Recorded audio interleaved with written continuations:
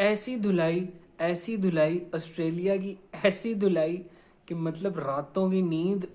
India team ऐसे बन गई है जैसे कोई बहुत बड़ी बला हो, और ऑस्ट्रेलिया बिल्कुल जैसे टॉम एंड जेरी के अंदर हिसाब होता है ना। यार क्या इंडिया ने मारा है, विराट कोहली की क्या इनिंग्स थी। मतलब हम लोग बाबर आजम पे यही बात करते हैं कि यार इम्पोर्टेंट मैचेस में बाबर आजम के क्या कितने मैच विनिंग नॉक्स हैं। आप मेरे ख्याल है एक उंगली पे भी नहीं गिन सकते, शायद इतने कम है उसके।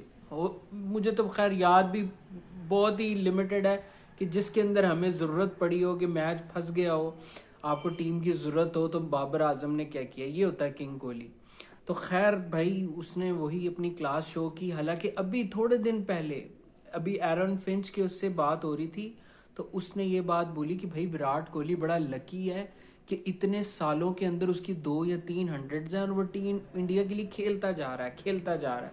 तो वो बहुत बड़ा लकी है। लेकिन भाई वो अगर खेलता जा रहा है, बीसीसीआई को पता है, इंडियन क्रिकेट टीम को पता है, उनकी मैनेजमेंट को पता है कि भाई जब इसका बल्ला चलेगा भाई ये मैच साइड पे कर देगा। और आज वही हुआ कि उनको, इंडिया को एक सॉलिड चाहिए था कि 400-500 रन्स का लीड हो, और जनाब हमने ये टेस्ट मैच अपना साइड पे लगा देना। अच्छा, हालांकि कल मैं ये एनालिसिस दे रहा था कि हो सकता है फर्स्ट सेक्शन में वो थोड़ा एग्रेसिवली खेलें, कि फटाफट लीड आगे चढ़ा के उनको हम पूरी बैटिंग करवा दें।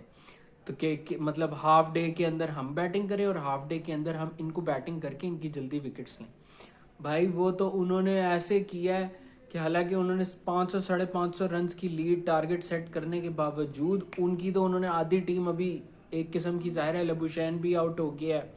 पीछे से आपका पैट कमिंस तो वो बला का नाम है कि जब ऑस्ट्रेलिया को अक्सर ज़रूरत पड़ती है ना टेल एंडर की या पार्टनरशिप की, वो बंदा एक विकेट के ऊपर पक्का खड़ा हो जाता है। और अफगानिस्तान के मैच में भी हम सब ने देखा था, जब ऑस्ट्रेलिया 7 आउट हो गए थे जब अफगानिस्तान के खिलाफ, और जब मैक्सवेल खड़ा हुआ था, तो मैक्सवेल के दूसरे एंड पे पैट कमिंस ने सिर्फ विकेट ही रोकी हुई थी, तो पैट कमिंस जैसी बला को भी भाई उन्होंने आउट कर दिया। बुमराह की भाई एक्सेप्शनल बॉलिंग, बुमराह की बिल्कुल ऑस्ट्रेलिया जो है स्पीचलेस हुआ है, उनको समझ ही नहीं आ रही।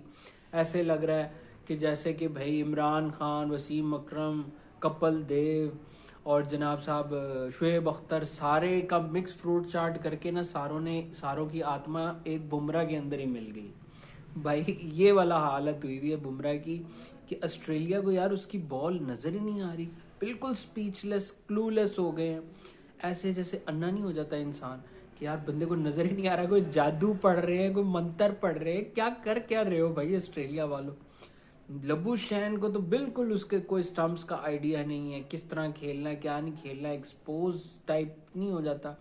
स्टीव स्मिथ के ऊपर बड़ी अब जिम्मेदारी पड़ेगी कि अब ये सेकंड इनिंग्स में एटलीस्ट उसका, बहुत अरसे से उसको ऑस्ट्रेलिया लेके चल रही है और उसकी रीसेंट पास्ट में कोई इस तरह से परफॉर्मेंस, मैच विनिंग नॉक्स कम ही आई हैं, देखने को मिली हैं। तो स्टीव स्मिथ के ऊपर बड़ी एक जिम्मेदारी बढ़ती है। उस्मान ख्वाजा का तो हमें पता है वो अभी नॉट आउट खड़ा है, लेकिन अगर वो चल गया, लेकिन खैर ये कोई सारी, ये जो सारी बातें हैं वो धरी की धरी रह जाएंगी। मेरा नहीं ख्याल कि ऑस्ट्रेलिया फ़ाइट भी कर सकेगा। हालांकि ऑस्ट्रेलिया के अंदर टोटल कैपेबिलिटी ज़रूर है फ़ाइट करने की, लेकिन द माइटी इंडिया के सामने जो है ना, हर बंदा ही इस टाइम जो है ना वो बिल्कुल बिखरे पड़े हैं। चाहे उनका बोर्ड हो, चाहे उनकी टीम हो, चाहे उनके प्लेयर्स हों, विराट कोहली है, बुमराह है, उन सब ने ही ऐसा अपना जादू नचाया है अपनी परफॉर्मेंस का, अपने डिसिप्लिन का, अपनी एग्रेशन का, अपने डिफेंस का, कि हर टीम जो है ना उनकी हर टेक्निक के आगे, अपने डिसिप्लिन के आगे, अपनी रूटीन के आगे बिल्कुल वो बेबस है। इतना अच्छा उन्होंने अपने आप को लेके चले। तो यही चीज़ इंस्पायर करती है ना, और मैं कहता हूँ कि भाई पाकिस्तानी टीम को बिल्कुल इनसे सीखना चाहिए, इनके प्लेयर से सीखना चाहिए। कि अब आप देखो कि वो ओपनर आया, उसने वो उसका मतलब अभी ये स्टार्टिंग ही है, रोहित शर्मा तो नहीं था, और वो जनाब स्टार को कह रहा है कि जनाब साहब तेरी बॉल मुझे मेरे बल्ले तक नहीं आ रही, कि इतनी स्लो करा रहा है। मतलब वो स्लेजिंग उस लेवल पे, जूनियर लेवल, और वो स्टार का क्या लेवल है। आप दुनिया के टॉप बॉलर को, टेस्ट क्रिकेट के बॉलर को आप जनाब तड़ियाँ लगा रहे हो और आंखों में आंखें डाल के जनाब साहब उसके साथ उसका रिप्लाई कर रहे हो। तो यही जिगरा होता है। ये जो शुएब अख्तर हमारे यहाँ बात करते हैं ना कि शुएब अख्तर कहते हैं कि भाई ये जिगरा होना चाहिए, दिलेरी होनी चाहिए, गुंडागर्दी होनी चाहिए। ये जो एटीट्यूड है ना, जैसे स्टोन कोल्ड स्टीव ऑस्टिन का एटीट्यूड आ रहा था, वो एटीट्यूड मिसिंग है पाकिस्तान क्रिकेट के अंदर।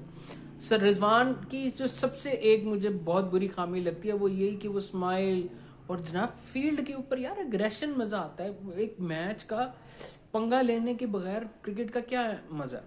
जब आपस में लड़ाई हो, एग्रेशन हो, एकदम से तू तड़ा कर रहे हो, उसका मज़ा आता है। वो जनाब कोई उसको रिजवान को बॉल फेंक के मार रहा होता है, रिजवान साहब अपनी बाहें खोल के यूं खड़े हैं कि जनाब साहब आओ मेरी बाहों में आ जाओ। तो यार ये कोई तरीका, ये क्रिकेट का मैच हो रहा है या तुम पठान हो गए, तुम बच्चे खराब कर रहे हो? तो रिजवान को भी यार कोई थोड़ा सा कोई इस चीज़ को समझाए कि भाई पाकिस्तान क्रिकेट के अंदर ठीक है, दोस्ती यारी अपनी जगह है, रिस्पेक्ट का एलिमेंट अपनी जगह है, लेकिन भाई मोहब्बत हर टाइम नहीं होती।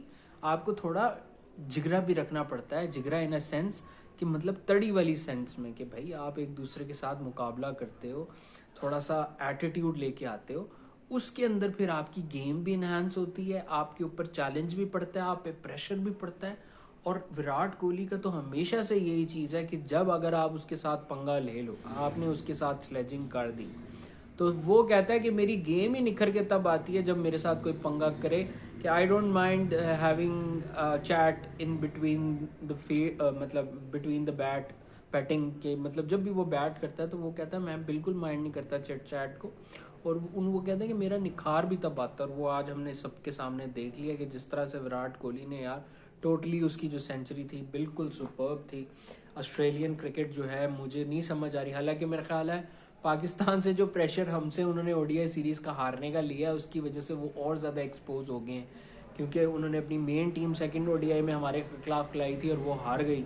तो पाकिस्तानी के तो चलो फिर पेस बॉलर्स थे, अब इंडियन क्रिकेट टीम के अंदर बुमराह के लेवल के, मतलब सिराज जैसे है वो भी अच्छा बॉलर है, मैं ये नहीं रेट कर रहा, लेकिन हारिस, रऊफ, शाहीन या नसीम जिस तरह इनका नाम बना हुआ है एक वर्ल्ड क्रिकेट के अंदर इनकी वर्थ है, उस तरह से उससे अबव भी बुमराह है। लेकिन एक वो बुमराह ही है ना, वरना सिराज का उस तरह का लेवल नहीं जिस तरह शाहीन की पीक। लेकिन ये अलग बात है कि शाहीन और ये लोग उस तरह से रिसेंट पास्ट में परफॉर्म नहीं कर पाए, लेकिन इनका एक नाम बना हुआ। तो खैर बुमराह ही काफ़ी है उनके लिए, तो उन्होंने तो 3 आउट कर दिया आज स्टंप्स के ऊपर।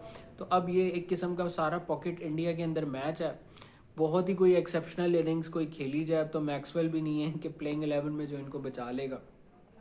तो इंडिया फर्स्ट टेस्ट मैच जीत चुका है, मुबारक हो टीम इंडिया को, सारे इंडियन लोगों को कि उन्होंने जो है उनकी टीम ने यार बहुत अच्छा खेला, चाहे विराट कोहली हो, ओपनर हो, या केएल राहुल ने बहुत अच्छा खेला। अभी आप ये देखो ऋषभ पंत ने उस तरह से परफॉर्म नहीं किया, अगर ऋषभ पंत भी चल जाता तो फिर इन टीम इंडिया क्या हो जाती। तो उन्होंने आज बिल्कुल डिक्लेयर किया और ऑस्ट्रेलिया को अब दावत दी और ऑस्ट्रेलिया बिल्कुल बेबस नज़र आया।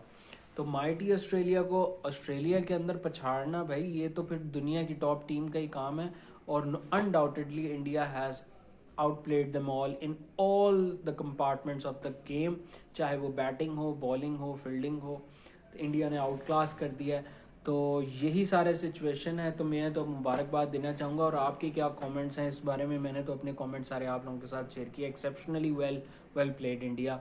बाकी आपके कमेंट्स हो तो कमेंट सेक्शन में लाजमी शेयर कीजिएगा।